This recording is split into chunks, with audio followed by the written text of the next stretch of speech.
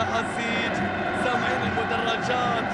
ارفع الصوت يا فن الصوت، ارفع الصوت يا فن الصوت. شوف الشعارات، شوف الأعلام، شوف الشارات، شوف الأفراح، شوف الأهازيج، شوف المدرجات التي ترتج.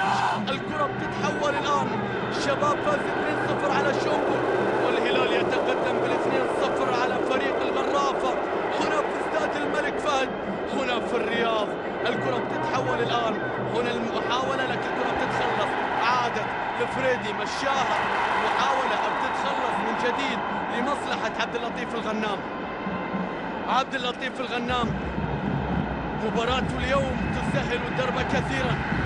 ياسر القحطاني 2-0 ولسه ياسر لم يسجل ولا عيسى سجل.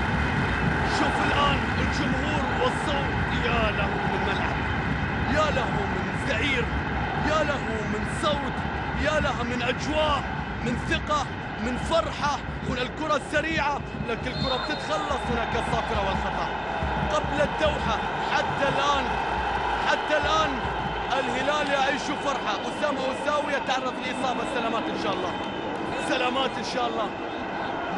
أسامة أساوي، لا نتمنى إصابة أي لاعب من لاعبي الفريقين في مباراة اليوم، لكن حقيقة البطولة تحتاج إلى تضحيات، اللقب يحتاج إلى تضحية كبيرة، إلى إصرار كبير، إلى روح كبيرة. المحاولة بتصل من جديد، المحاولة بتتهيأ إلى عبد اللطيف الغنام، بيمشيها بيعديها في مكان سليم.